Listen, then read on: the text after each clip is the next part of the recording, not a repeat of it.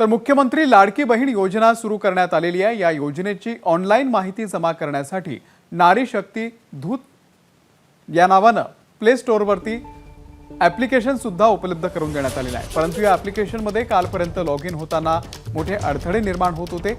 आज हे ॲप्लिकेशन काही प्रमाणामध्ये सुरू झालेलं आहे। अनेक ठिकाणी या ॲप्लिकेशनच्या माध्यमातून ऑनलाईन माहिती भरणे सुद्धा सुरू करण्यात आलेलं आहे, परंतु काही ठिकाणी मात्र अजूनही ऑनलाईन ॲप्लिकेशनमध्ये अडथळे आहेत। दरम्यान या ॲप्लिकेशनवरती ऑनलाईन पद्धतीने कशी माहिती भरतात याचा डेमो देखील देण्यात आलेला आहे। आमचे प्रतिनिधी माधव दीपके यांनी या संदर्भातला डेमो दिलेला आहे, आपण पाहूया।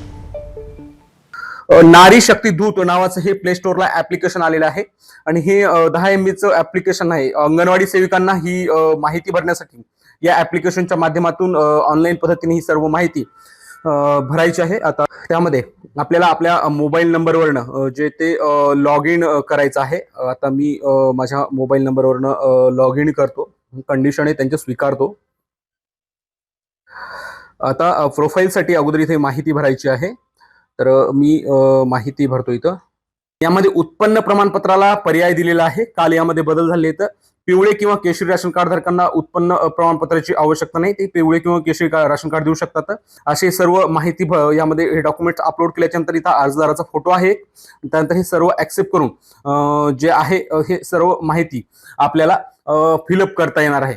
अनेक ठिकाणी ही ऍप्लिकेशन आता सुरू झाली आहे। काही ठिकाणी तांत्रिक अडचणीमुळे अजून ही ऍप्लिकेशन जे चांगल्या पद्धतीने चालू शकत नाही, परंतु यामध्ये बदल करण्याचं काम सुरू असल्याची माहिती आपल्याला प्रशासकीय सूत्रांनी दिली आहे। कॅमेरापर्सन आकाशसह माधव दीपके, एबीपी माझा, हिंगोली।